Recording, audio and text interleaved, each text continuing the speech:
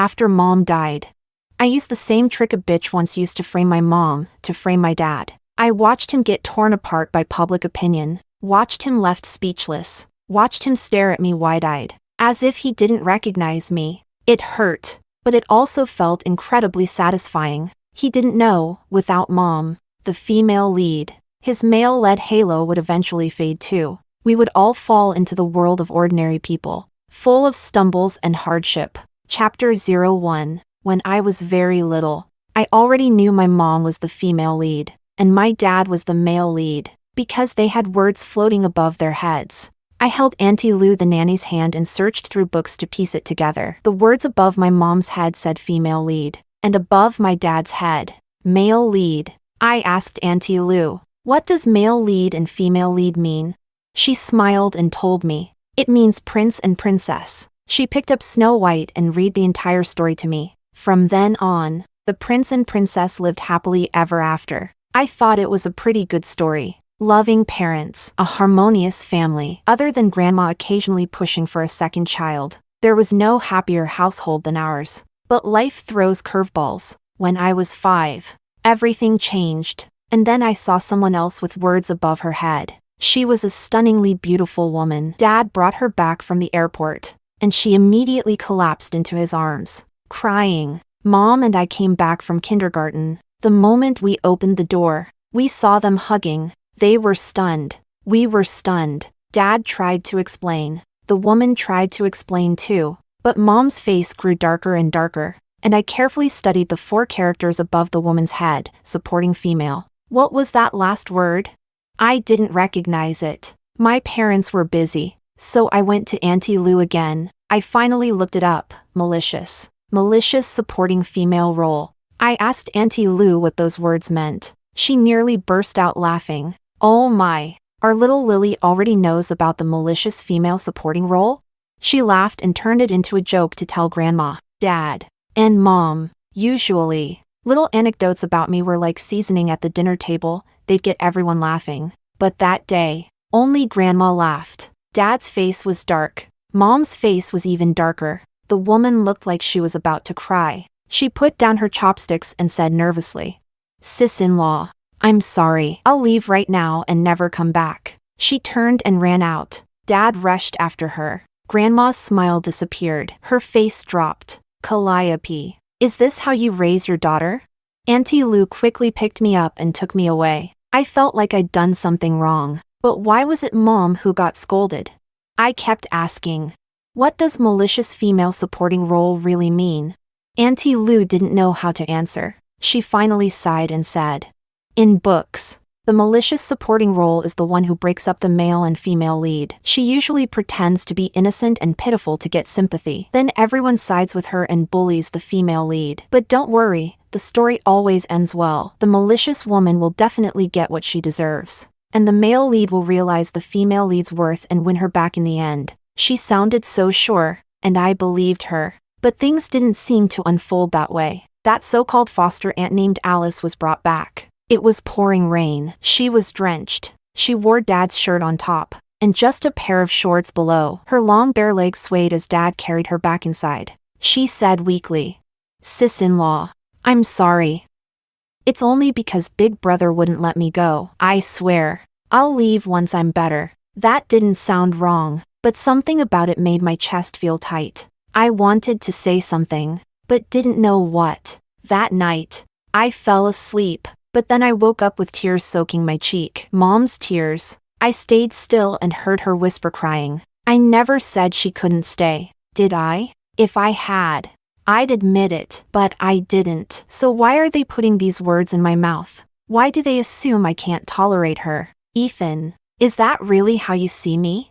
I wanted to say, no, but when I opened my mouth, no sound came out, not a single word. Only when the urge to speak up for Mom faded did the terrifying, puppet-like feeling in my body slowly fade away. This kind of thing happened several more times. That's when I realized I wasn't allowed to change the script. We were all trapped in this plot, spiraling in its vortex. A drop of water struggling to swim against a whirlpool. It's foolish. But that was my mom. My warm, gentle mom. So kind. So pure. She read me bedtime stories with a soft voice. When I scraped my knee, she'd gently disinfect the wound with iodine. She woke up early to cook my favorite breakfast. She'd drag herself out of bed late at night just to tuck me in. And when I was sick, she'd scoop me up and rush to the doctor in a panic. She was so good. She didn't deserve to be misunderstood or bullied. That tiny drop of water, really wanted to try swimming upstream, just to see what it feels like. Chapter 02.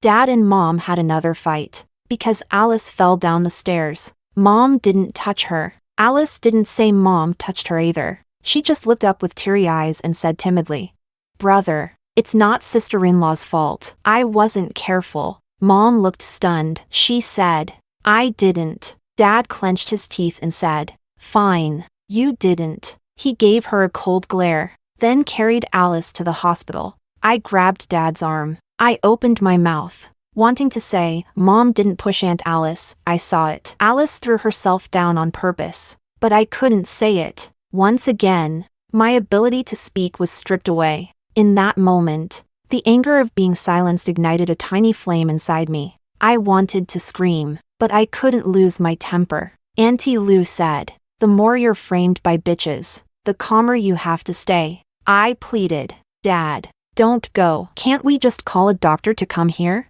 But Dad's face only got darker. "Calliope, you're even using the child? Don't make me lose all respect for you." Mom looked like she was about to collapse. She bit her lip, eyes red. "Ethan, maybe you should go get your brain checked too." They parted on bad terms again. I couldn't understand. Why? Why was it like this? Why couldn't anyone speak clearly? Why was Mom being blamed again?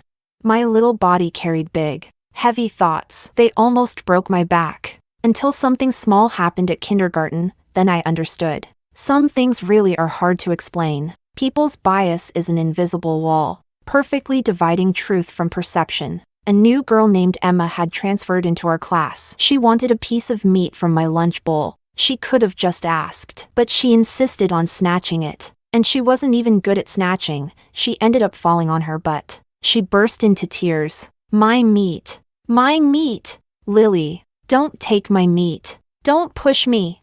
Everyone comforted her, and looked at me with blame in their eyes. I shouted, "You tried to take my meat. I didn't take yours." But Emma blinked her big eyes, looking pitiful, and put a piece of meat from her own bowl into mine. "Don't be mad.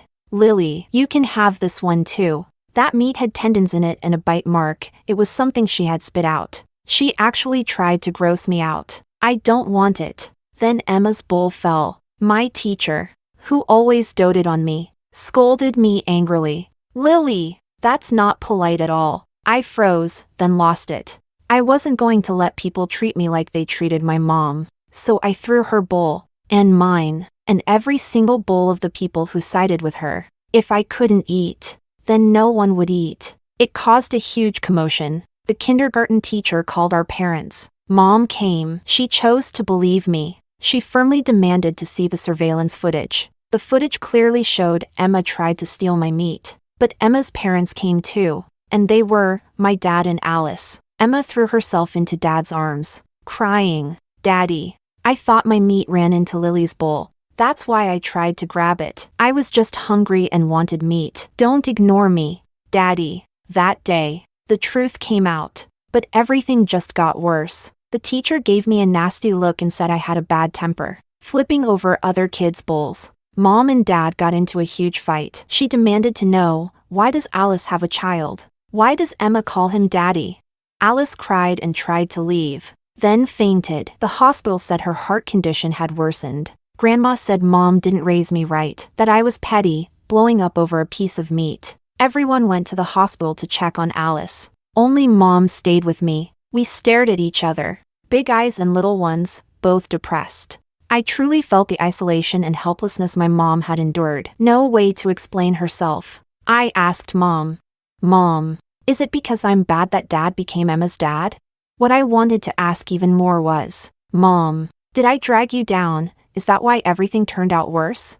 Chapter 03. Mom froze. She bent down, held my shoulders, and looked at me with deep sorrow as she solemnly replied, "No, It's not your fault. It's your father's. He shouldn't have caved in and lied to Emma, letting her believe he was really her dad. He shouldn't have comforted someone else's daughter while abandoning his own. You did nothing wrong. It's his fault. We're not staying here. Let's go home. She packed up immediately and took me back to Uncle's house. Uncle welcomed us warmly. He saw the sadness between Mom's brows and said he would seek justice for her. Mom tried to stop him, but he said he was her big brother and would never let his dear sister be bullied. He went to the hospital and never came back. Mom and I stayed at Uncle's place for 3 days. During those 3 days, Mom called the school and took me out of kindergarten. We kept each other company. We watched drifting clouds and dew, spring blossoms and moonlit nights. It was a rare moment of peace in our lives. 3 days later,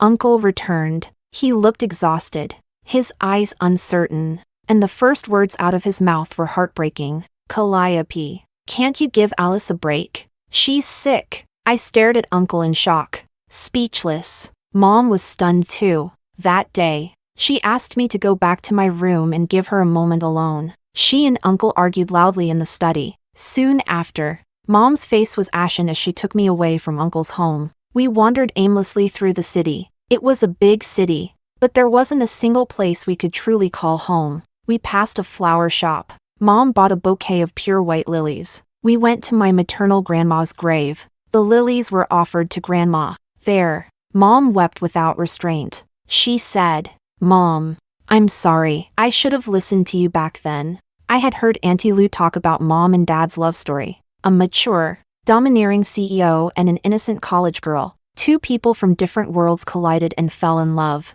eventually getting married. She had admired that story, called it a romantic fairy tale, but fairy tales lie. In just 6 years, love was defeated by a third party. I wanted to say, "Mom, let's go, get a divorce, forget Dad," but the words wouldn't come out. It was as if a 1,000-ton jack had been placed on my mouth, crushing my ability even to breathe. Then Mom spoke first. "Lily, if I divorce your father, who will you stay with?" In that moment, it felt like salvation. That suffocating pressure finally vanished. I burst into tears. "I'll go with you, Mom." Mom hugged me tightly, her whole being radiating resolve. She really did bring up divorce with Dad, but Dad didn't take it seriously. He said, "Don't be ridiculous. I'm busy looking for a heart donor for Alice. I don't have time to deal with you. Don't cause trouble at a time like this." Mom didn't want to talk to him anymore. She just said, "Sign the papers and I'll leave. No one wants to bother you anymore." She took me and left that house, but Grandma wouldn't let me go. Lily's song is a child of the Song family. You can leave, but the granddaughter stays. Several bodyguards forcibly separated me from Mom. In that moment, I hated Grandma. I clawed, bit, kicked. I struggled with all my strength. Mom was terrified. "Lily, baby, don't hurt yourself. Never hurt yourself. Please. I'm not leaving. I'm not going anywhere." That's when I realized, no, I can't be Mom's burden. So I stopped struggling. "Mom, goodbye. I'll wait for you to come back. I'll be good."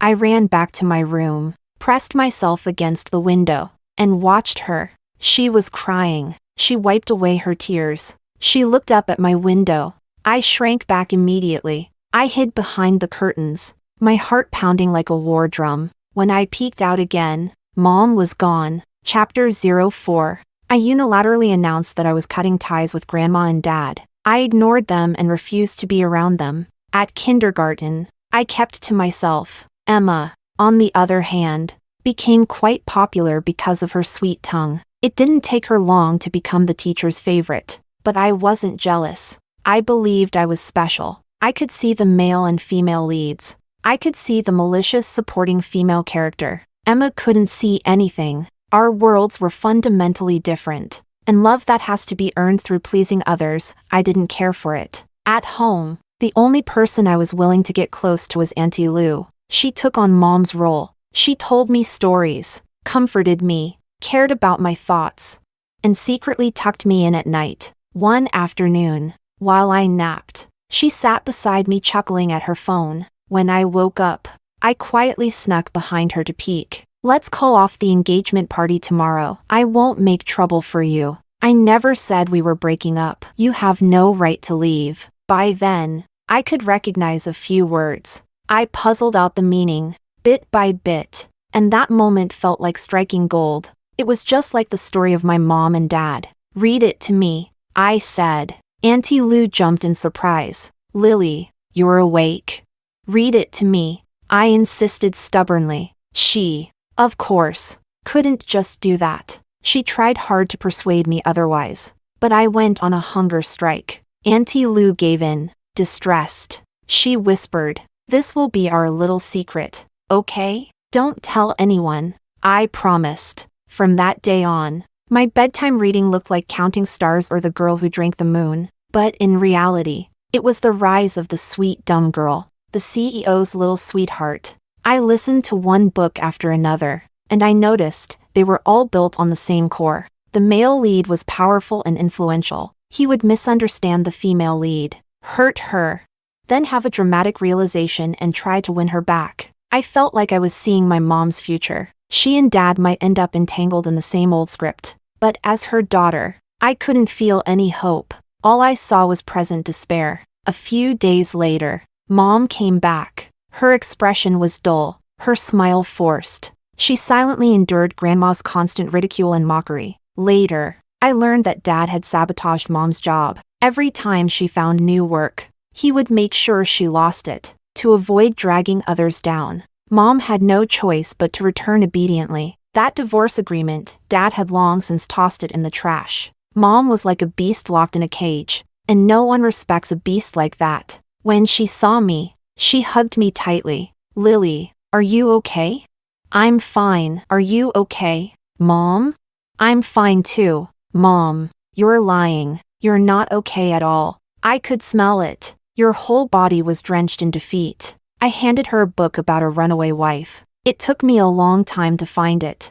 I thought maybe some of the ideas in it could help her. Mom read it. She couldn't help but laugh. But as she laughed, she started to cry. "Lily, you're worried about me? I'm sorry I made you worry." I wanted to comfort her. "No, it's not worry. I just want you to be happy." But then the door opened. Dad walked in. His eyes immediately locked on the book in her hands. "Calliope, are you letting the kid read things like this?" Chapter 05. It was me who gave the book to Mom. I spread out my arms, shielding her. "You're not allowed to bully her," Mom said. "Don't you yell at the child." Dad looked at her, then at me, then quietly closed the door. His expression faintly cold. He was acting strange. After the way we treated him, he didn't even get angry. I thought maybe Dad wasn't beyond saving after all. We shouldn't only try to fix Mom while leaving Dad unchanged. I used my allowance to ask Auntie Lou to buy a bunch of books. How to be a good husband. Busy dad. Good dad. 9 rules for being a better husband. I lined them up in the study, then waited at the door. When Dad came home, I grabbed his hand and led him inside. He looked a bit flattered. I had been ignoring him this whole time, let alone touch him. His whole demeanor softened. He picked me up and carried me into the study. And there, he saw the books. He couldn't help but laugh. He kissed me on the forehead. "You bought these? Or did your mom? Is Daddy not good enough?" My eyes turned red. A flood of grievances rushed to my chest. Dad panicked, awkwardly wiping my tears. Then he apologized. "I'm sorry, Lily, I really am. It's my fault. I shouldn't have ignored you and Mom." He sat down seriously to read those books, earnestly trying to become a better father. He even tried to explain things to Mom. Emma was born after Alice was raped. She's in poor health, can't take care of Emma, and doesn't want to see her. So she dumped her on the nanny. Emma's pitiful, she has no sense of security. That's why I pretended to be her dad. Mom softened a little, but still stood her ground. "You could have told me instead of keeping it from me, letting me discover it on my own. Emma may be pitiful, but I didn't cause that. And now Lily has seen all of this. Her heart has been hurt by it." Dad fell silent. He gave a complicated nod. "It won't happen again. I'll never keep things from you again." They were starting to get better. It was like things were going back to how they were. But extremes breed reversals. Joy turns to sorrow. Not long after, Alice was discharged from the hospital. Dad went to pick her up personally. One moment, she was smiling and cheerful. The next, the moment she saw Mom, her whole expression changed. "What is Duncan to you? Are you his sister?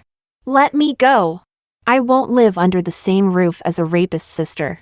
Chapter 06. My mom looked like she'd been struck by lightning. She stood there, stunned, completely at a loss. She had genuinely decided to accept Alice again. She even decorated Alice's room with extra care to make her feel welcome. But now, that thin veil of fragile balance had been ripped off completely. Dad looked angry. He frowned and, for once, actually defended Mom. Calliope didn't know anything about this. Alice cried helplessly. "I want to leave. I want to go abroad. I'm never coming back." While struggling, she clutched her chest and collapsed. Her face pale as a sheet. Dad panicked. He blurted out, "Calliope, leave the room." Mom's face turned ashen. She stumbled out, looking utterly defeated, like a stray dog chased from its home. Later, Auntie Lou told me, emotion is a multiple-choice question. The one who gets abandoned is always the one that doesn't matter.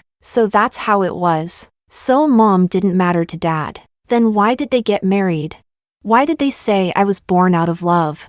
Much later, I finally pieced together the truth. Years ago, Alice had accidentally entered a hotel room, where she was drugged and raped by my uncle. Afterward, she fled in distress, only to find out she was pregnant. Due to a heart condition, she couldn't abort and was forced to give birth. That day in the hospital, when she saw my uncle again, she realized the man who raped her was my mother's brother. Grandma felt terribly sorry for Alice. She gave her jewelry, a house, money, told her to forgive and move on, that the one who did wrong was someone else, not her, told her not to punish herself for someone else's mistake. Dad also felt guilty. He ignored Mom's calls and texted her not to come home, afraid it would upset Alice. I, on the other hand, sneered coldly. Did anyone do a paternity test? At that moment, it was like someone hit pause on the air. They stared at me in disbelief, then gradually, their eyes turned cold. They instinctively brushed off my question, and once again, I couldn't speak. Even though I was angry, I had still gotten something valuable, because the script itself had silenced me. It actually proved something. Emma most likely wasn't my uncle's child at all. If she were, the story wouldn't have silenced me. At kindergarten, I approached Emma on my own and offered to braid her hair. She looked at me suspiciously. "I'm not falling for your trick. Mommy says you're a bad kid." I bit my tongue and whispered, "Dad said if I don't become good friends with you, he won't talk to me anymore." Emma was overjoyed. "Then your dad doesn't want you anymore. He's my dad now." She was so excited, and so loud. A lot of people heard her. That was all the proof I needed. I yanked her hair and punched her in the face. Things got chaotic after that. She was crying. I quietly pocketed the strands of hair I had pulled out. As always, the school called our parents. Dad showed up. Emma threw herself into his arms, sobbing her heart out, and I just stood there, staring at him with hatred in my eyes. Dad was stunned. "Lillian, I'm so disappointed in you." He must have been truly mad. He used my full name. I said coldly, "She said you don't want me anymore. Is that true?" Dad was speechless. He tried to talk to Emma, but all she did was cry about how much it hurt and how awful she felt. Just like her mom, always using weakness to win sympathy. There was no way he'd get a straight answer. The teacher told us to go home and resolve this privately. After all, Emma was clearly at fault this time, and we were technically one family. They didn't want to get involved, but I refused to go home with Dad. I asked the teacher to call my uncle instead. I wanted to go to his house. Soon, my uncle arrived. When he saw Emma, he froze. He couldn't even move. His eyes filled with emotion, like he was searching for some resemblance between himself and her. Disgusting. He was actively looking for evidence to prove his own crime. I reached out and asked him to hug me. Then, as he bent down to pick me up, I grabbed his hair without hesitation. "You're helping that awful woman bully Mom. You're horrible. You're not my uncle." Chapter 07. I held on tightly, refusing to let go. My uncle screamed in pain, but he felt guilty and didn't dare to yank me off, until my dad slapped me across the face. Lillian, stop acting crazy. My face hurt. I let go. I stared at him, unblinking. In that moment, I wished he wasn't my father. If only Mom had been a bit more carefree about love. If only she had never fallen for him. Then I wouldn't be his daughter, and I wouldn't be tangled up in this mess. It was the first time Dad had ever hit me. He regretted it immediately. His eyes were full of pain and tenderness, lips trembling. Lily, you can't be like this. He reached out to pat my head, but I pushed his arm away. You're not my dad, I said coldly. Lily, his voice was weak, as if deeply wounded by me. What a joke. He was the one who hurt me the most. Yet he acted like the victim.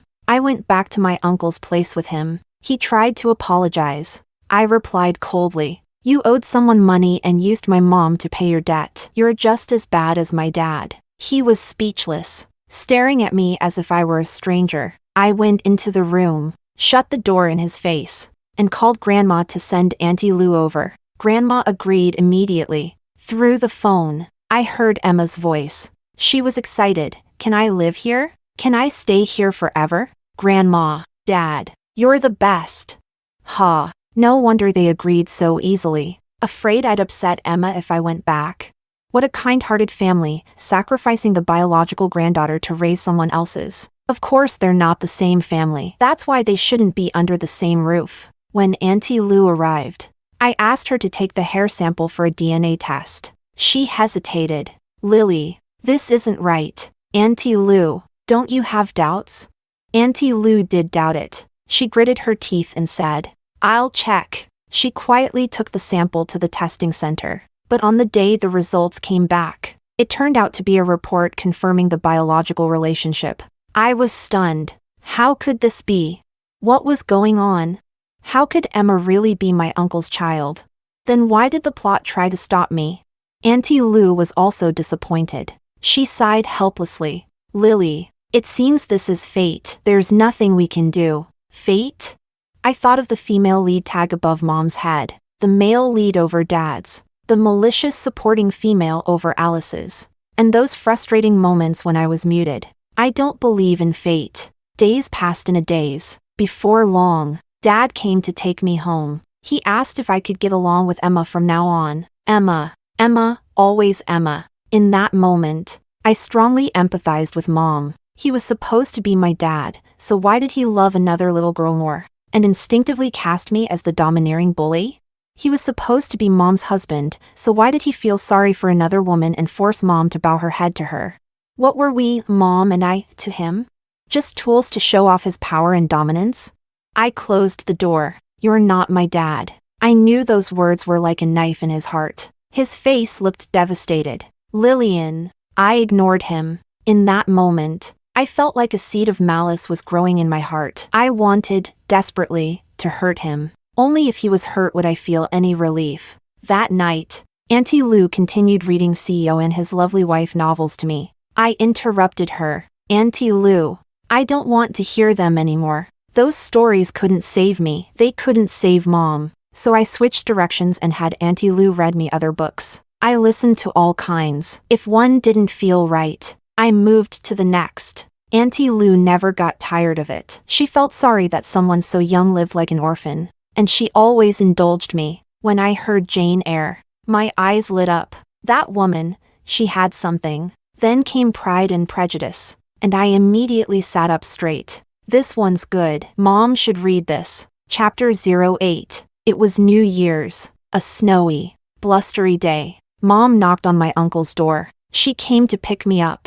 There was a man beside her. Above his head, I saw the words, affectionate second male lead. I wasn't even surprised anymore. Every female lead has a second male lead who loves her. The man's name was Kevin. His features were gentle, elegant, and refined, not like Dad's intense, sharp looks that gave off an aggressive air. He bent down and asked me politely, respectfully, Lily, would you like to spend the new year with Uncle? I wanted to say yes, but Mom refused. Kevin, It's okay. Thank you for bringing me here. Uncle came out, full of guilt, asking Mom to stay for the new year. Mom coldly replied, "No, I've bought my own place. From now on, Lily will live with me." Uncle looked awkward. "I'm sorry, Calliope." Mom turned and left. She walked away with flair. Uncle wanted to call her back, but he couldn't open his mouth. He just stood there and watched us leave, dazed. I said to Mom, "Actually, I think Uncle is a bit better than my dad." Once he found out Emma was his daughter, he wanted to bring her back right away. Between my mom and Alice, he chose Alice. Uncle acted like a real husband and a real father, even if he treated us badly. Mom paused. Then she hugged me tight. Maybe she finally understood. That's what a normal husband and father is supposed to do, believe in and protect his wife and daughter. Compared to Uncle, my dad was worse, so much worse, because he always sacrificed us to satisfy his own sense of righteousness and sentimentality. Kevin Kim drove us to our new home, but right at the door, we ran into Dad and Alice. Mom's expression changed. Dad's expression changed too. Alice said in a low voice, "Sis-in-law, what's this about? Didn't Mr. Kim used to pursue you? Isn't this a little inappropriate?" She knew exactly how to stir things up. Mom didn't respond, but I did. "You and my dad together is just sibling-like affection. But my mom with Uncle Kim is a problem? Your brain is full of dirty trash." Alice gaped at me, stunned. Then the tears started falling, one by one, making her look oh so pitiful. "Sis-in-law, I spent so long today preparing myself mentally to finally let go of the past and get along with you. But you had a child insult me. That's just too much. I'm sorry. I can't accept you." She ran off, stumbling, pitiful. But Dad didn't chase after her. Instead, he said coldly to Uncle Kim, "I need to speak with my wife. Please leave." Uncle Kim didn't look at him. He looked at Mom instead. Only after Mom nodded did he softly reply, "Call me anytime if you need anything." He was about to leave. I whispered to him, "Uncle Kim, can I go with you? I don't like my dad. I want to be with you." Kevin Kim smiled. He smiled so brightly. Dad's face turned pitch black. He was furious, gritting his teeth, but completely helpless. As Uncle Kim picked me up, I looked seriously at Dad and said, "Alice was wrong just now. My mom didn't teach me to say those things. It's me. I really hate you and Alice. You're not a good father, and you're not a good husband, but you are a great man for Alice." Kevin drew in a sharp breath. Maybe it was the first time he realized how sharp-tongued I was. And Dad looked like he'd been struck by lightning, staring blankly at me, full of sorrow. But Mom didn't pity him at all. She opened the door and said flatly, "Whatever you want to say, say it quickly. It's the new year. I don't want to argue with you." Kevin and I waited outside. He built a snowman with me, set off fireworks, and held my hand as we made footprints in the snow. He would make a great dad. But from all the novels I've read, second male leads rarely win. Besides, I didn't want Mom to keep bouncing from one man to another. Letting men control your fate, that's the true tragedy. She should be like a real heroine in a book, thoughtful, capable, and living a life full of meaning and joy. I asked Kevin, "What do you like about my mom?" Kevin smiled. "Your mom is amazing. She's the best woman I've ever met. If she ever gets divorced, is it okay if I chase after her?" I was just about to respond. Then his phone rang. He glanced at the screen, and his expression darkened noticeably. I was instantly on guard. A lot of second male leads have a mess of romantic baggage. I didn't know if Kevin was an exception. Kevin hung up. He went quiet for a long time. I also stayed silent. Looks like Kevin isn't an exception after all. Not long after, Dad stormed down the stairs in a rage. He glanced at me and said coldly, "Lillian, come home with me." Mom followed closely behind, shielding me. "Lily is staying with me. Please leave." The tension between them was sharp and fierce. Dad's face was icy. "Before, I held back for your sake. Now, you'll bear the consequences." Mom snapped, "Ethan, don't play dirty. Don't make me despise you." Dad got into his car and drove off, fast and furious. "So that's what an outlaw looks like?" I asked Mom. "What did you ever see in Dad?" She couldn't answer. After a long pause, she said, "It's all in the past now." Chapter 09. Mom and I lived together, and we both desperately longed for a peaceful life. After thinking it over again and again, we realized that such a peaceful life meant one without Dad, Grandma, Alice, or even Uncle. She transferred me to a new kindergarten. It wasn't as good as the previous one, but it was close to home, and the teachers were gentle. She worked very hard. She opened a design studio. She was talented and began to make a name for herself in the industry. But she didn't seem happy, because Uncle's company had come under attack. Uncle couldn't take it anymore, so he came to find Mom. He leaned against his car, puffing on a cigarette, one drag after another. His hair was messy, and he looked utterly worn out, probably overwhelmed by everything going on. When he saw Mom, his eyes lit up, but that brightness quickly dimmed. Ethan's targeting the company. We've lost several deals. Some of those shares were yours. I came to discuss with you. What should we do? What are you planning to do? Uncle didn't say anything, as if he was wrestling with a decision. How about apologizing to Ethan? A child needs their father, right? Mom was stunned, her eyes filled with tears, but she forced them not to fall. She raised her hand and slapped Uncle across the face. Duncan, you disgust me. Tortured romance heroines don't even curse people properly. I brought out a basin of water, shouted, Mom, move aside, and dumped it over him from upstairs. Water drenched him from head to toe. His eyes turned dark as he glared at me. Lillian, didn't your parents teach you any manners? You're an outsider. You don't get to lecture me. Get down here. I didn't say anything when you bullied Emma last time, but this time I'll teach you a lesson. He tried to storm upstairs. Mom blocked his way. Duncan, don't you dare. You think I don't know what you're up to? Secretly shifting assets behind my back, trying to squeeze me out of the company. And when that didn't work, you had someone try to buy my shares. What? Trying to hand over what I own as a dowry for Alice?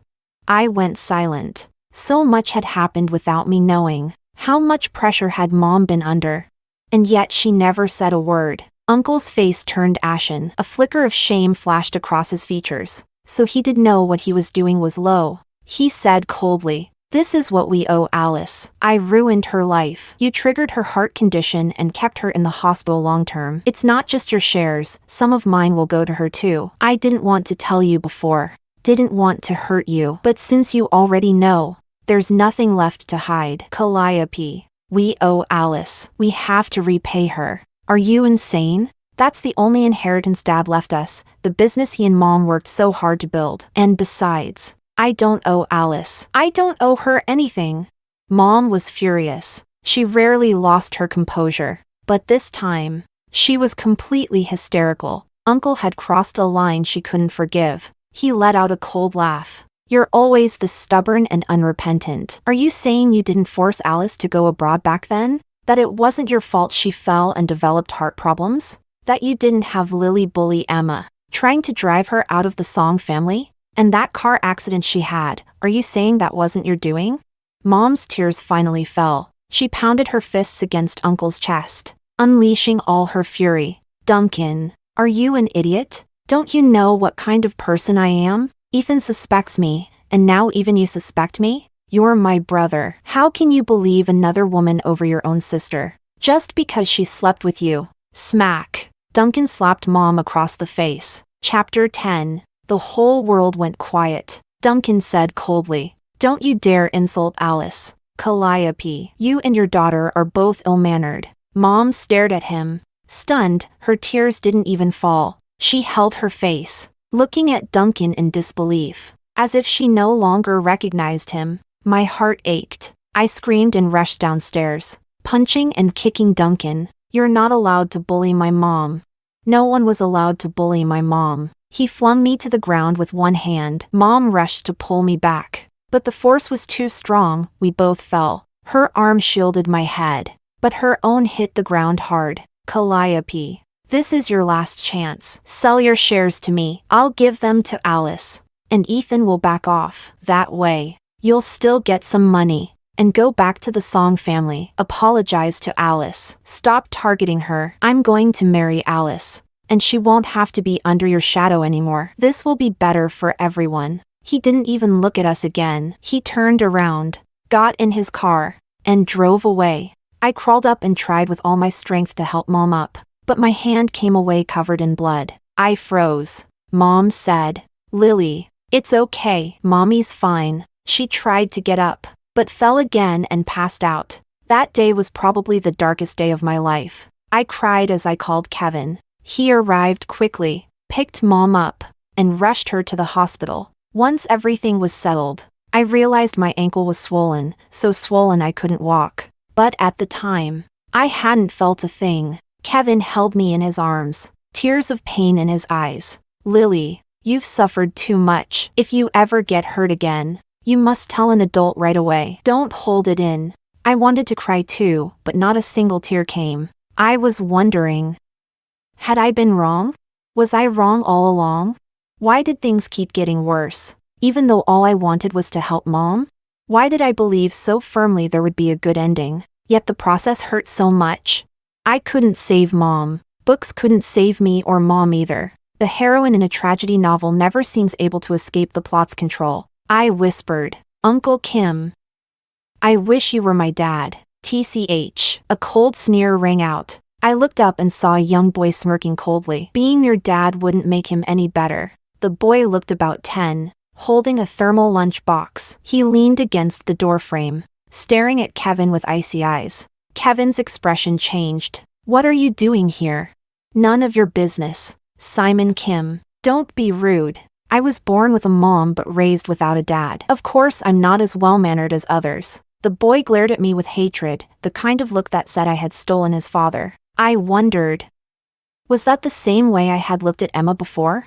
In that moment, everything just felt meaningless. The boy was clearly older than me, had the last name Kim, and hated me deeply. Following the logic of a tragic romance novel, he was probably Kevin's youthful mistake. Now the child had come knocking, just as Kevin was pursuing my mother. And if these stories had taught me anything, it was that the boy wouldn't take it out on Kevin, but on my mom. What a mess.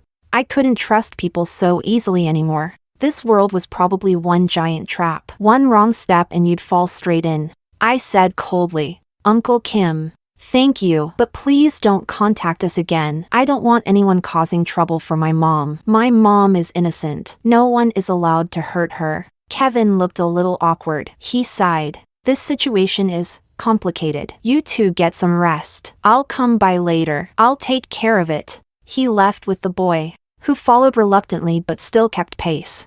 I recognized that feeling, the longing to be close, the fear of losing face, the unwillingness to say no, and yet still not wanting to be apart. He must crave family so much. Chapter 11. I contacted Auntie Lou and asked her to come quietly to help arrange Mom's hospital transfer. Auntie Lou really came. She held me in her arms, crying with heartache. When she saw Mom, her tears flowed even harder. "They're not even human. How could they treat your mother like this?" Yeah, they really weren't human. How could they treat their own wife and sister this way, just to puff up their manly pride?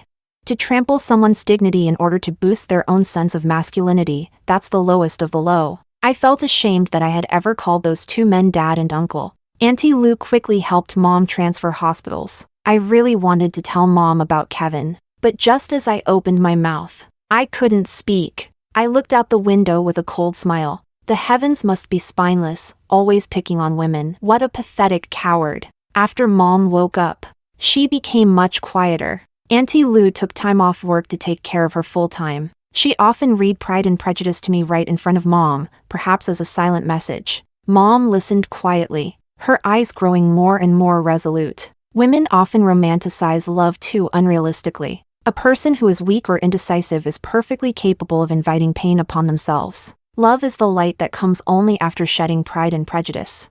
I could feel a growing strength in her calmness, and a faint hope rose in my heart. Maybe, just maybe, Mom could break free from the plot. Maybe we could win?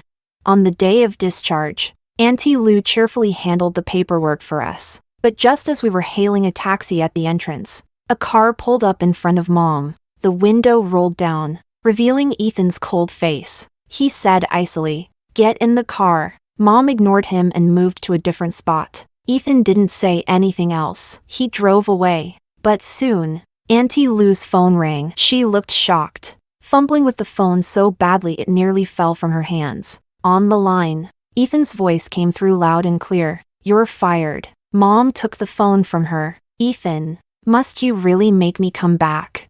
"Come or don't, up to you." "Fine. I'll come back. I'll apologize to you. I'll apologize to Alice. Then we'll get divorced. Happy now?"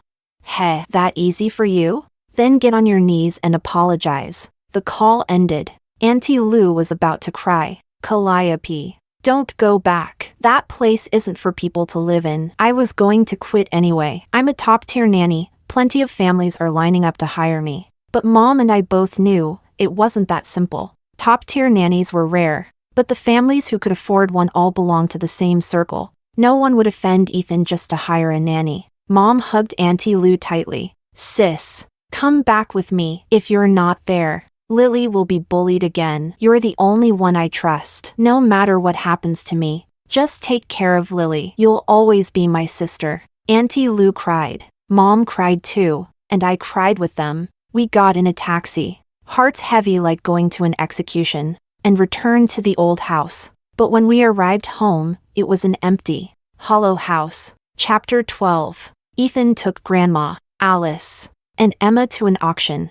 That night, one of the news headlines was about how he had splurged $100 million to buy a rare and exquisite gemstone necklace. That necklace now hung around Alice's neck. She smiled radiantly, like a dazzling, over-the-top rich flower in full bloom, and Emma was praised as the most beautiful little heiress, with her pure, innocent eyes winning over tons of fans. The world praised Ethan, calling him the perfect big brother. Fitting. After all, he'd never earned the titles of perfect husband or perfect father in this lifetime. They returned home amidst noise and cheer. Even the servants seemed to come alive again. Mom and I quietly stayed in our room, but Alice had no intention of leaving us alone. She came to knock on the door. "Sis-in-law, come out. I brought you a gift. This necklace, I bought it just for you. Do you like it?"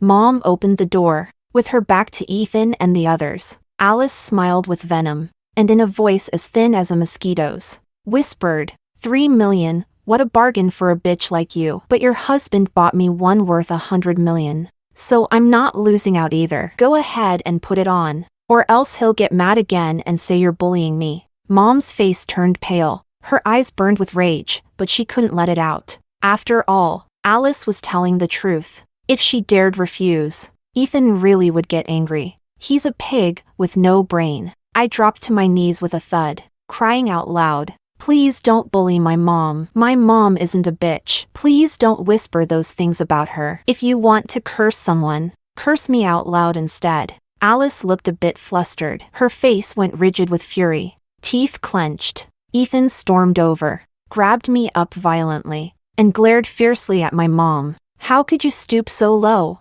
Teaching her to lie and frame others?"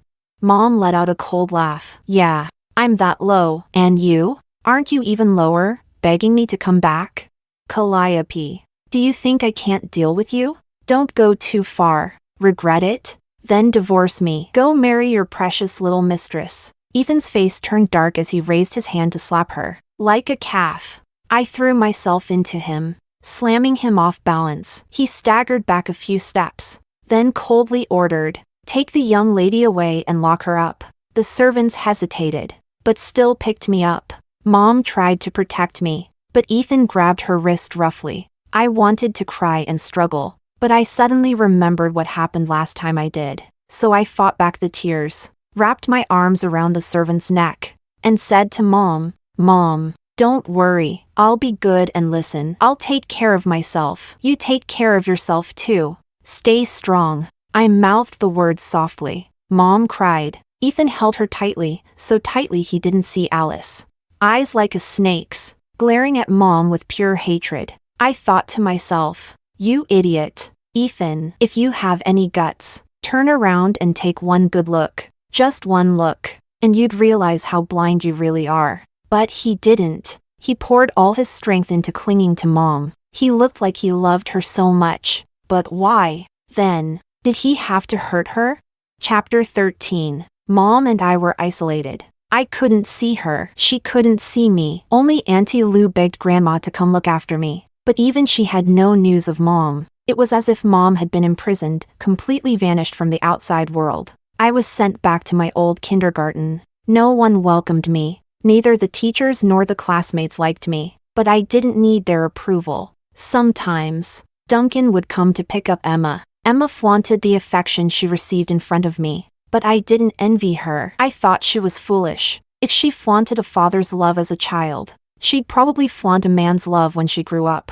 People like her saw themselves more as pets than as people. But I saw myself as a person. If someone loved me, I'd be happy. But if no one loved me, I'd still love myself. She would probably never learn that in her lifetime. I often felt like I could see her future. Maybe she'd become another version of her mom. Or maybe another version of my mom. Either way, it would be a tragedy. Sometimes, Duncan looked like he wanted to say something to me, but before he could get close, I'd tell him to get lost. Eventually, he treated me like a stranger, and I treated him the same. 3 months passed like this. One day during class, I suddenly felt panicked, like something big was about to happen. Without hesitation, I ran to the door, only to be grabbed by the teacher and held tight. Tears welled in my eyes as I begged, "Teacher, I want to go home. Please call Ethan. I want to go home. I want my mom." "Lily, are you not feeling well?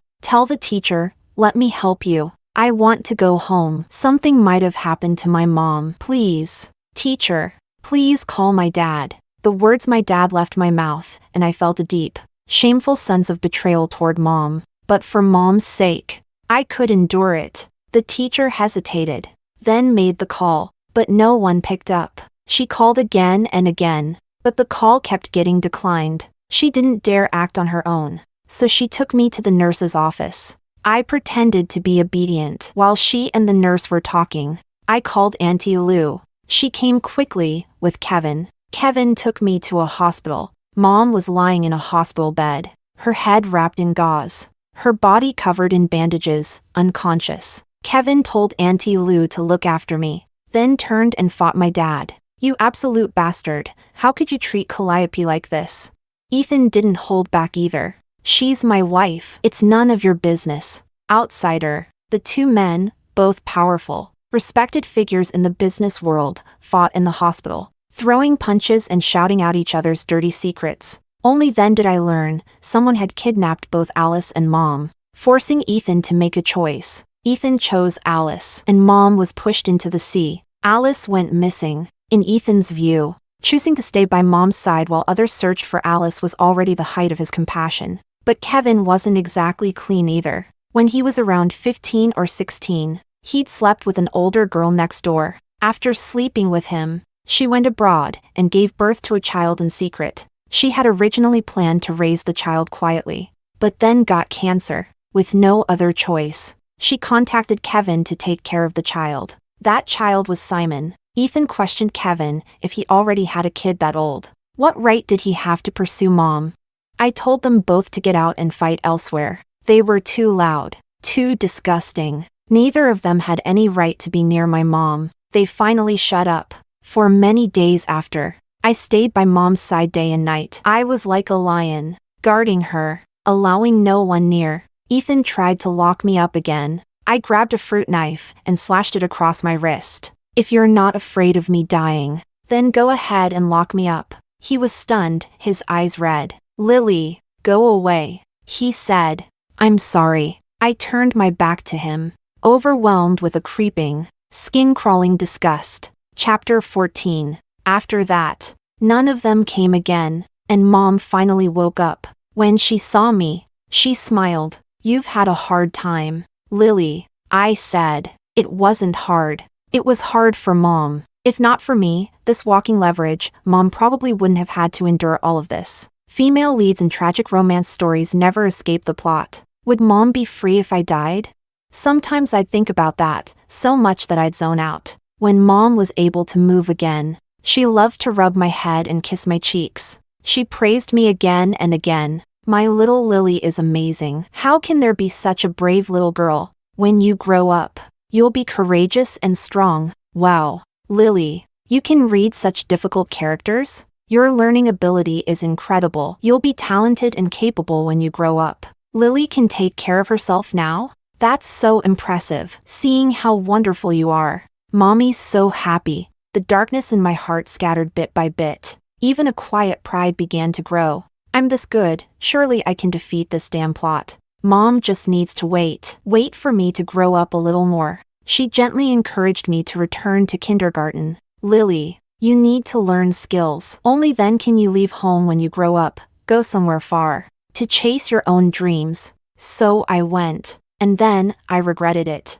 That day, I felt restless. During the second class, I told the teacher I needed to go back to the hospital. She looked at me deeply. This time, she didn't hesitate. She tried calling Ethan again. Still no answer. She took a leave of absence, hailed a taxi, and brought me to the hospital. There, we saw a crowd gathered outside. Mom was sitting at a window. The glass had already been shattered. Behind her, blurred figures moved, and Ethan's terrified, panicked face could be seen. He was yelling something, frantic. Mom didn't respond. She caught sight of me in the crowd, and for a moment, she looked startled. But then, she smiled. She looked straight at me, mouthed something silently, and then, without hesitation, she jumped. Thud. A sickening crash. The teacher covered my eyes. My mind went completely blank, just blinding white and faint traces of red. Chapter 15.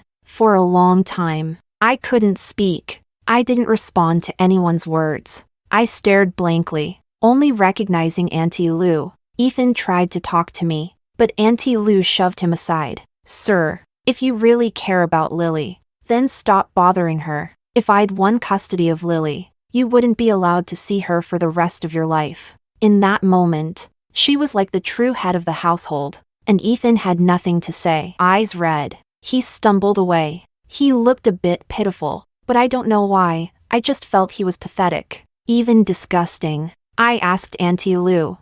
Who's that man?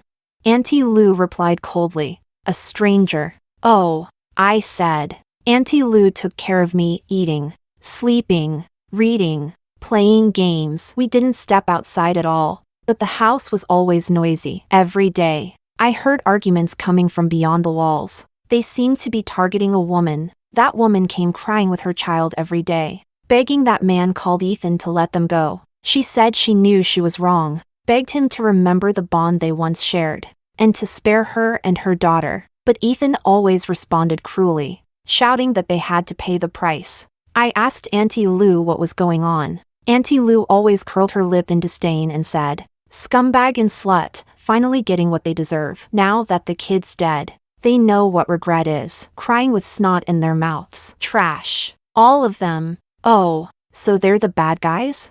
Then it has nothing to do with me." One day, when no one was watching, Auntie Lou took me downstairs for a walk. As soon as we went out, a woman suddenly jumped out from a secluded corner and knelt in front of me. Not only did she kneel, she dragged the little girl beside her to kneel too. "Lily, we were wrong. Please, ask your dad to spare me and Emma, okay?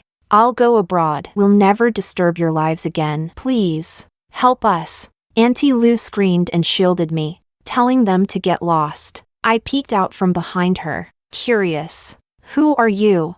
The woman's pitiful face briefly flickered with malice and delight. Though she quickly suppressed it, the result was bizarre. "You really lost your memory?"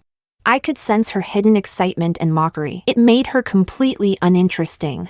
I didn't want to talk to someone who didn't understand words and even found joy in misfortune. I quietly followed Auntie Lou away. The woman tried to lunge forward again, but was slammed to the ground by bodyguards who rushed over. Ethan got out of a car in the distance and ran toward me. "Lily, are you okay?" I lay on Auntie Lou's shoulder, refusing to look at him. "Auntie, I'm sleepy. I want to go home. It's too noisy here." Ethan stopped, turned back to Alice, and said coldly, "Shut her up." Alice's jaw was immediately dislocated. Tears streamed down her horrified face. Even Emma's mouth was stuffed with a cloth. She couldn't make a sound. How boring. I closed my eyes and quickly fell asleep.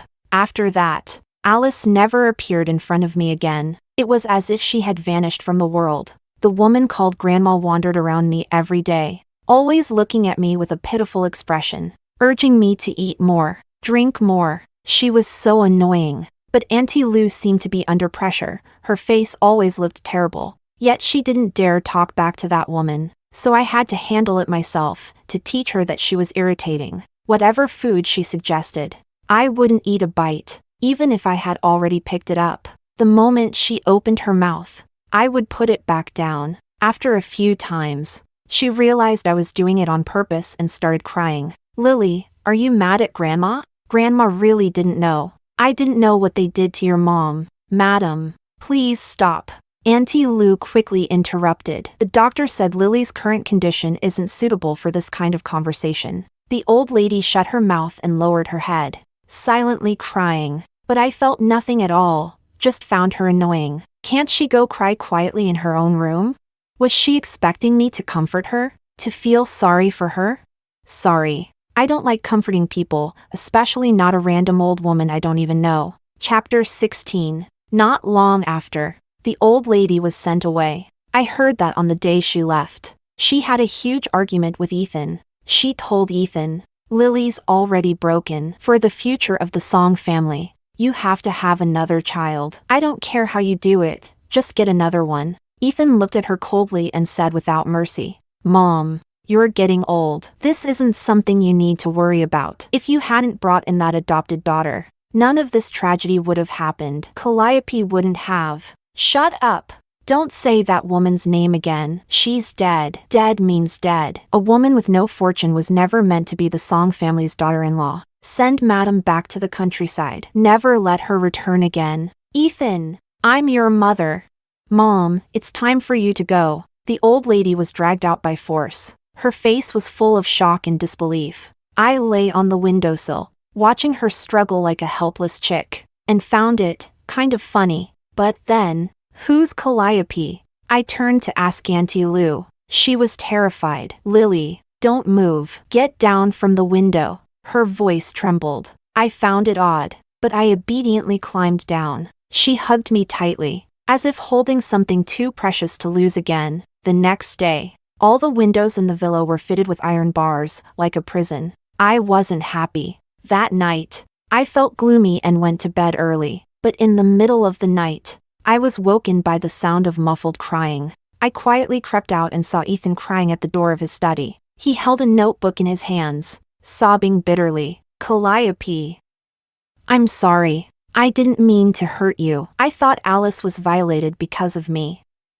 I just wanted to make it up to her. I never meant to owe you." He cried himself to exhaustion and fell asleep. I tiptoed in and gently pulled the notebook from his hands, flipping through the pages. It was a woman's diary, about her love. I read a few pages and found it dull. Romantic love might be precious to the one experiencing it, but as a reader, I only wanted the messy, dramatic parts. I skipped ahead and read about the short, tragic life of a woman named Calliope. She was misunderstood, framed, and bullied.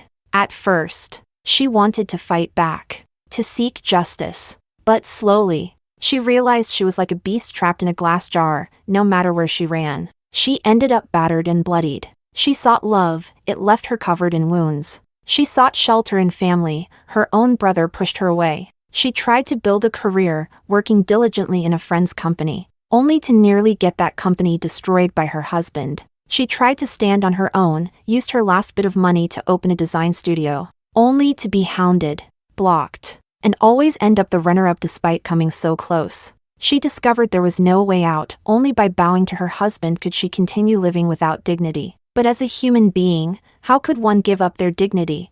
Most terrifying of all, she seemed to have discovered a secret hidden in her daughter. But what that secret was, she didn't say. What confused me was that her daughter's name was Lily, exactly the same as mine. I finished the diary and set it on the desk. Then I looked down and noticed a neatly bound report in the open drawer. I opened it and glanced through. I couldn't understand most of it, except for a few names I recognized. It was a paternity test report about a man named Duncan and a little girl named Emma. Test result: does not support a biological parent-child relationship between sample 1 and sample 2. What does that mean?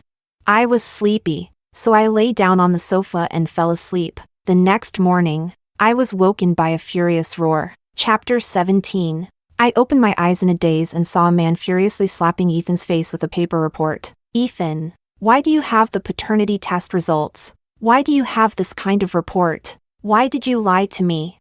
Ethan woke up. He raised his hand and shoved the man's arm away, coldly saying, "Duncan, get out. Don't come here throwing tantrums." Duncan let out a bitter, angry laugh. "You bastard. You made me believe Emma was my biological daughter. You ruined me. You ruined my sister. I won't let you off so easily." He turned and stormed out. Ethan regained his composure and tried to explain. "At the time, I just didn't want to hurt Alice. I'd rather she believe the man was you than believe there were many. So you chose to lie to me?" Duncan roared, eyes wet with tears. "Do you even realize? Because of that slut, I hurt Calliope, my own sister." Ethan trembled all over, clenching his fists in rage. "I'm sorry. I was wrong. Ethan, you'll pay for this. When my sister was alive, I failed to protect her. But now, even if it means fighting you to the death, I'll get justice for her." He left in long, furious strides. Ethan slumped into a chair, broken, and locked the diary in a drawer before leaving as well. Neither of them noticed me lying quietly on the sofa. I got up, went to find Auntie Lou, and told her everything I had just witnessed. Auntie Lou was silent for a moment before stepping out to make some calls. Soon, I heard her arguing heatedly with someone, visibly agitated. From the bits and pieces I caught, I pieced the story together. Auntie Lou had once done a paternity test, but the report had been taken by Ethan ahead of time and he gave her a fake one. He did it to protect that woman named Alice. When Alice was younger, she tried to drug Ethan, but he kicked her out. Later, she was assaulted by someone else. She came back looking pitiful, saying it was all Ethan's fault. Out of guilt, Ethan sent her abroad and secretly supported her, constantly trying to make it up to her. In truth, she had slept with Duncan that night,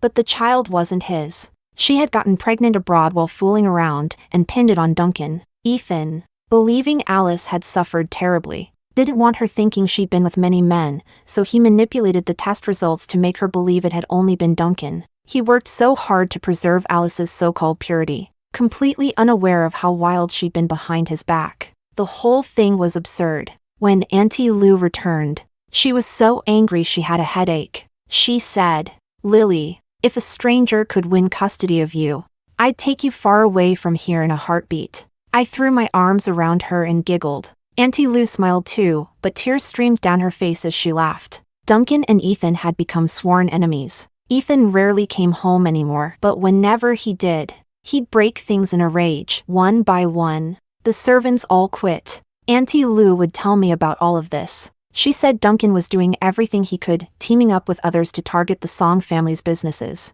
Word was, Duncan was giving up profits like a madman. Others had long been eyeing the Song group, and they couldn't stand what Ethan did to his wife, destroying her for a mistress, so they went in without mercy. I asked, "Doesn't he have any friends? Won't they help him?" Auntie Lou sighed. "His reputation's long gone. Who would work with a fool like him?"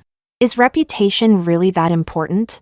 Of course, a good reputation matters a lot. When the wall is about to collapse, everyone pushes it down. If you're in the wrong, the whole world sees it. So that's how it is. Ethan was desperate to hold a press conference to prove that the business was still running strong. I sneaked into the venue, grabbing Ethan's clothes. I cried and said, "Please don't lock me at home anymore, okay? I don't want to be stuck inside. I want to play with other kids." Chapter 18. That day, Ethan was flustered. He tried hard to suppress his anger, ordering someone to take me away, but I had thrown myself to the ground, clinging tightly to his leg. "Please don't lock me in that little room. I don't want to be in solitary confinement." Countless cameras pointed at me as I cried, pitiful, innocent, and heart-wrenchingly sincere. Ethan's press conference ended abruptly. Later, I saw online that countless people were cursing him, while others praised me, saying I was beautiful and adorable. How could a child lie? Oh, sorry, kids lie too. A man who forced his wife to her death for a mistress, how could anyone expect him to treat her daughter well?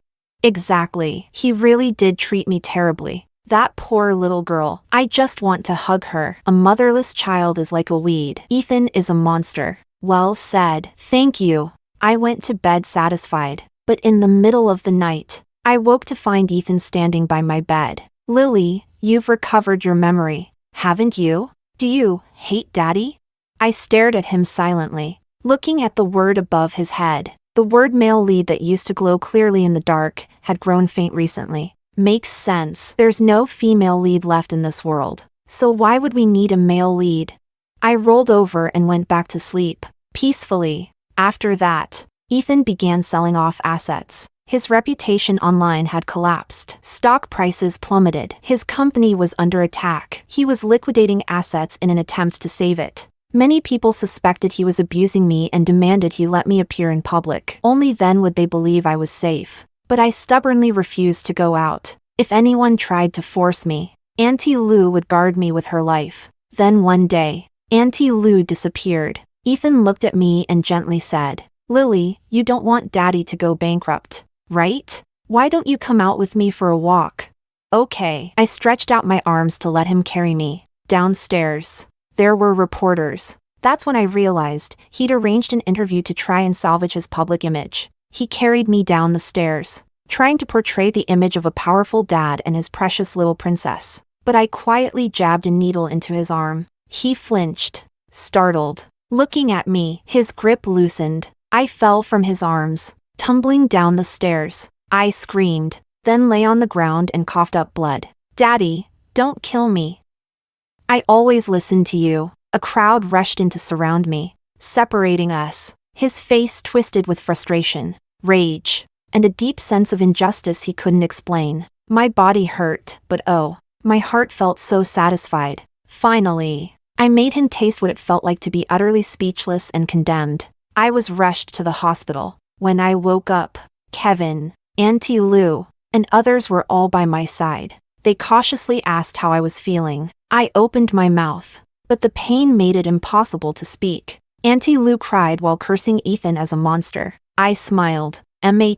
Keep cursing. I love to hear it. Kevin said he would make Ethan pay a terrible price. Later, I learned that Kevin had been one of the masterminds behind the campaign targeting the Song family. He and Duncan poured everything they had into it and finally brought Ethan down. It came at a great cost. And Duncan paid even more. He now faced bankruptcy too. Online, everyone was cursing Ethan and feeling sorry for me. Look at how he holds the kid. Obviously has no idea how to care for children. How can this kind of scum make so much money? If I ever let him earn another cent from me, that's on me. Boycott the Song family. Boycott scumbags. Ethan's and the Song family's reputations were completely ruined. And then one day, I saw Ethan in the news. He had been detained. Chapter 19. Because Duncan broke into the Song residence with a group of people and found Alice in the basement, barely alive. That day was broadcast live in its entirety. Alice had been tortured so badly that she was unrecognizable.